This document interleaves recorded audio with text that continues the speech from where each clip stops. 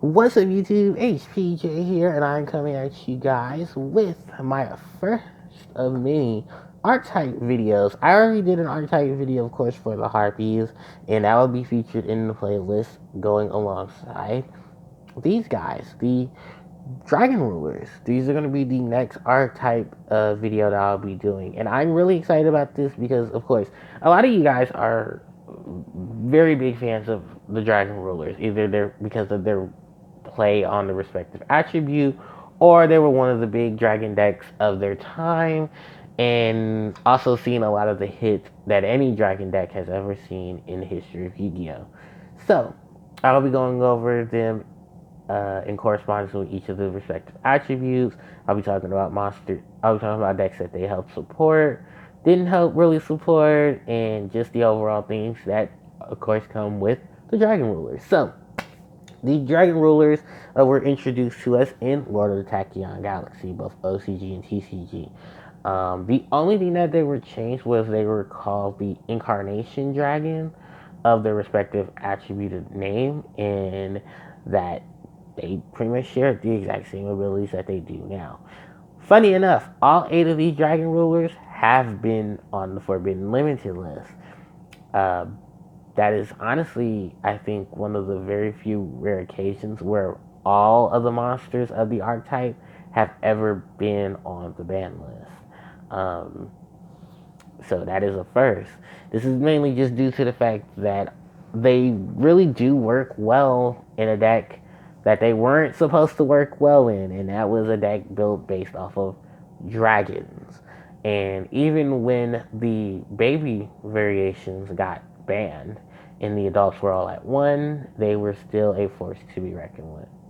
So now I did just say the babies and the adults. Yeah, we split the archetype itself was split among the community into 2 groups.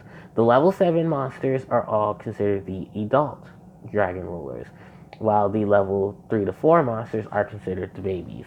The effects of the babies and the effects of the adults did vary, but they were able to help summon each other correspondingly to make sure that they were on the field without having to use, their respective effects.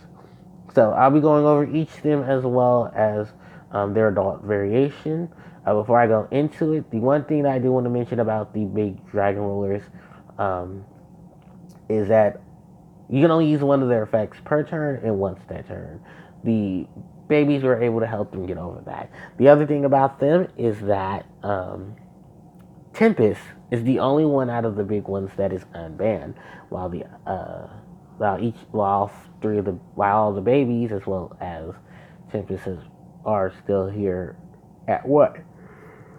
Excuse me. In the fact that really this archetype has great rank 7 plays, has great synchro plays, and can easily just benefit from a lot of them being off. But we cannot tell at this time because they're kind of still broken due to what they can do not only in a deck with each other, but in other attribute decks. So without further ado, let's get to it. We're going to start off with the highest attacker and the mid-range monster.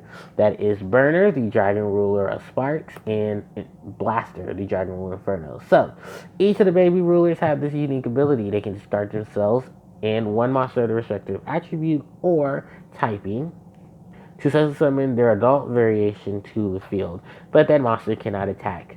For Burner, it is Blaster, the Dragon Ruler of Infernos, who he summons through his effect by discarding a fire monster or dragon type monster in addition to himself. Blaster, the Dragon Ruler of Infernos, just like Tidal, Redox, and Tempest, have 4 abilities attached to them.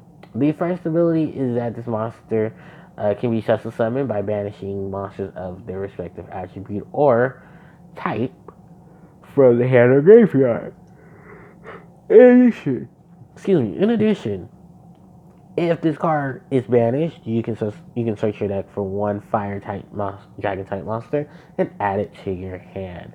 The other ability of this card is that you can discard it in a fire type monster to target one card on the field and destroy it. You can only use each effect of Dragon Ruler Blaster, the Dragon Ruler of Infernos, once per turn, during the turn and once that turn. So yeah, it is crazy Thinking, excuse me, one of Fire's biggest combination cards got hit.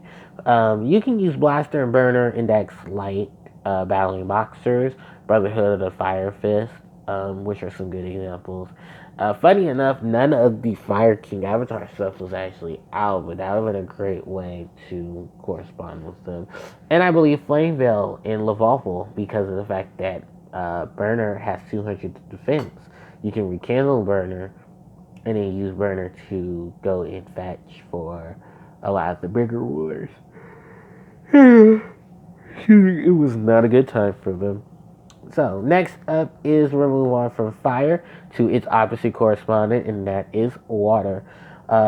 Title, the Dragon Ruler of Waterfalls. In Steam, the Dragon Ruler of Droplets. So Steam, just like Burner, was able to help get Title from the deck by discarding itself a water monster or dragon type monster.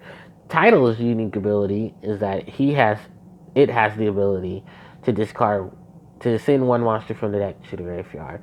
Title having 2600 attack and 2000 defense, while Steam has 1600 attack and 2000 defense, making it the highest defensive monster of the baby dragons, but kind of the mid range with the attack. However, but Title has the second highest attack, but the third lowest defense. These two monsters in particular can be used in decks like Mermail and Lantean, because these are water monsters using their abilities, and frogs. Yes, frogs. Treeborn, Rodent could definitely benefit from the effects of Tidal by sending one of either of them to the graveyard and then being able to come back to the field through some other effects. So that is Tidal in Steam. Now we're going to move on to, of course, the Earth combo that is reacting, the Dragon Ruler of Pebbles, and Redox, the Dragon Ruler of Boulders. Redox holding the highest defense of all the Dragon Rulers with 3000 defense, while it has the lowest attack of the Dragon Rulers, adult Dragon Rulers, which is 1600. Reacting has literally the same defense as has 2000 defense, which makes it the third highest attack.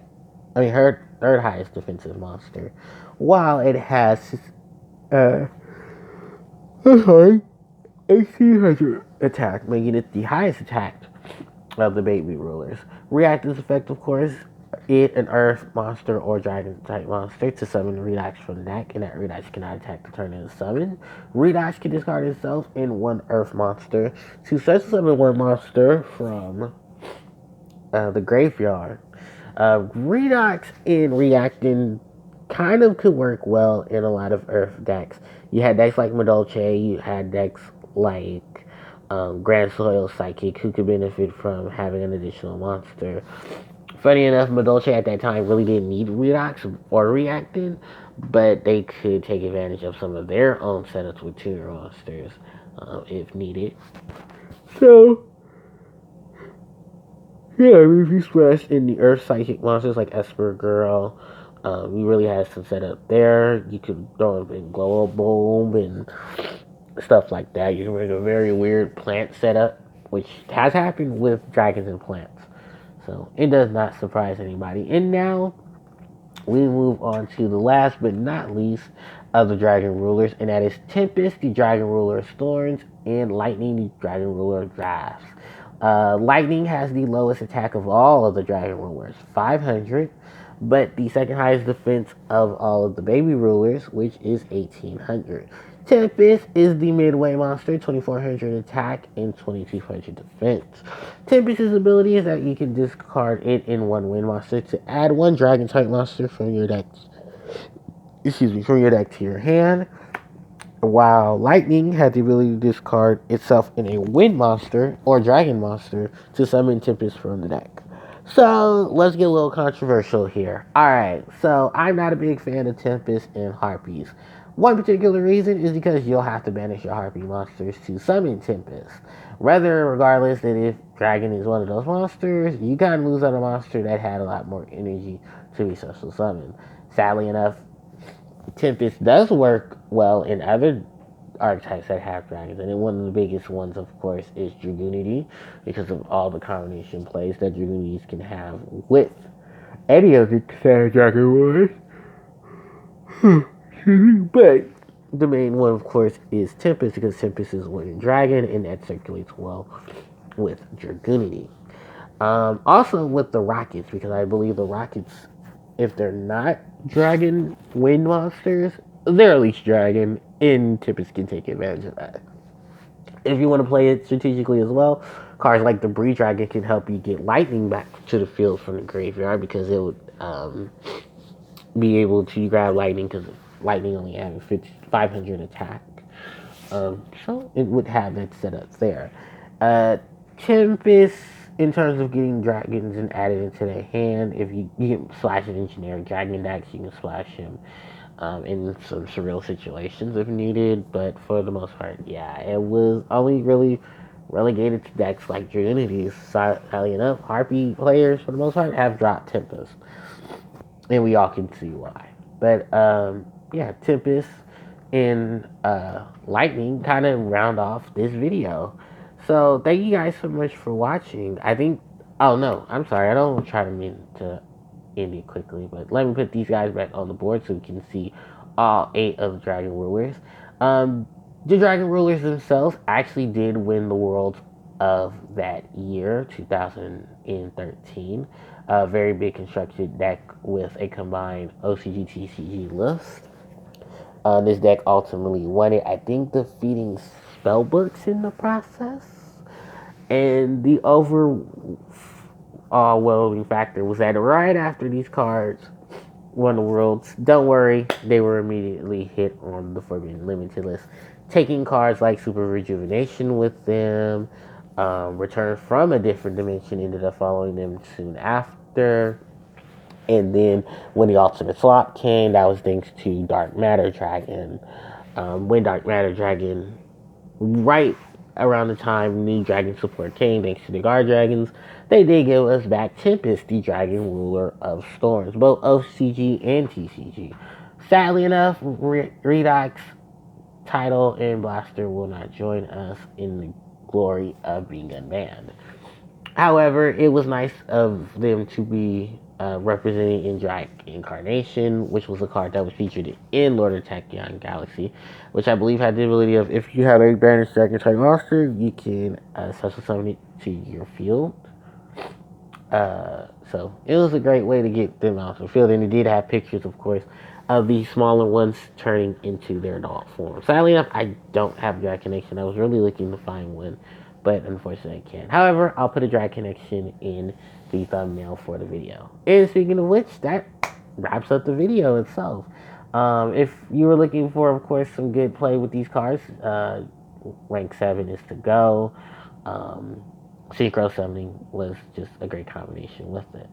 And with that, I'm going to end it here. So, thanks everybody for watching. I hope you guys enjoyed. And, of course, people did love Dragon Ball, so I hope you guys enjoyed this video. Don't forget to like, comment, share, and subscribe. And I hope to see you guys next time. HPJ, signing out.